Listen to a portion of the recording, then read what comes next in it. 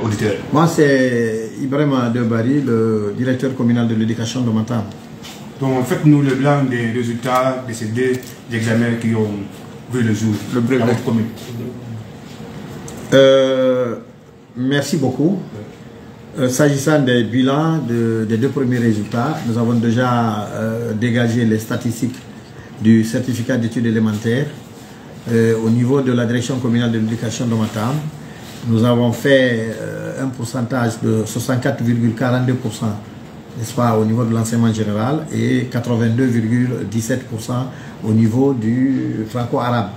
Les deux cumulés, ça nous donne 70,3% au niveau de la DCE de Matam. Ça, c'est au certificat d'études élémentaires.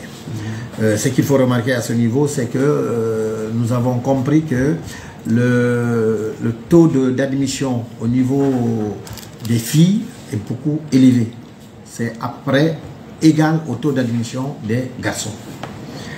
Et ensuite, nous avons aujourd'hui proclamé les résultats, n'est-ce pas, les résultats du BEPC.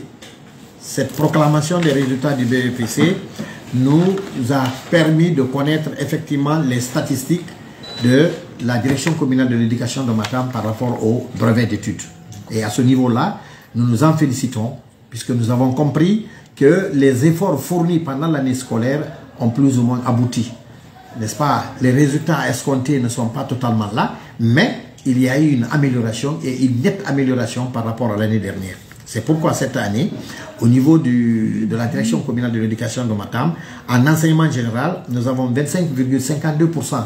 N'est-ce pas? Et au franco-arabe, il y a 57,72%. N'est-ce pas? C'est ce qui fait qu'à Matam, cette année, pour, n'est-ce pas, le brevet d'études du premier cycle, n'est-ce pas, de la session 2022, il y a un pourcentage de 41,16% à Matam. C'est donc une fierté pour nous. Nous dépassons déjà la moyenne nationale et nous dépassons même la moyenne, n'est-ce pas, régionale. Ça veut dire que les efforts fournis, n'est-ce pas, ont payé. Cela ne veut pas dire que nous allons lâcher, n'est-ce pas, le combat pédagogique. Nous allons continuer à nous battre au niveau, n'est-ce pas, des enseignants, des élèves, pour que, au niveau de l'encadrement, pour que ce résultat-là soit amélioré.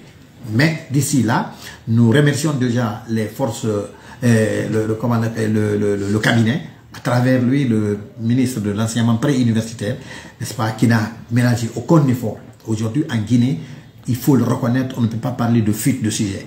N'est-ce pas? Il y a encore des gens qui tentent la fraude. Ça, c'est inné. Même dans les pays les plus développés, il y a la fraude.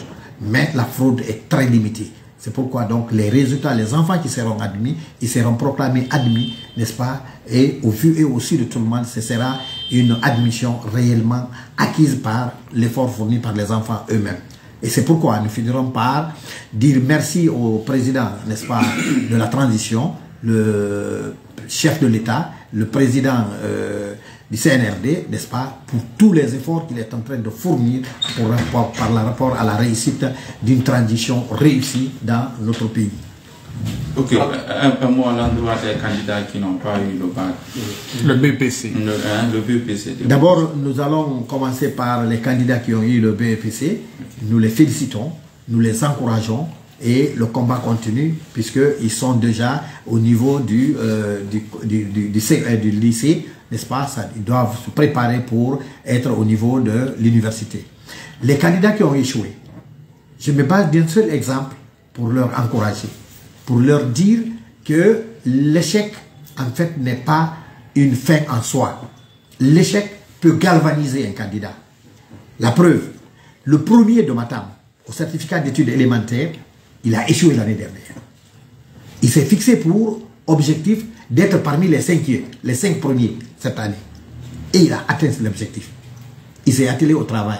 Il a révisé. Il a travaillé. Il a commencé pendant les vacances. C'est pourquoi je vais demander à ceux qui ont échoué de dire déjà qu'ils sont assis encore dans une classe de 10e année et que l'année prochaine, il faut décrocher le brevet. Pour cela, c'est maintenant qu'ils vont commencer à effriter leurs armes pour leur permettre, n'est-ce pas, de décrocher le brevet qui n'est pas un tabou. C'est une évaluation comme tous les autres. Donc, bonne chance aux candidats et félicitations aux candidats.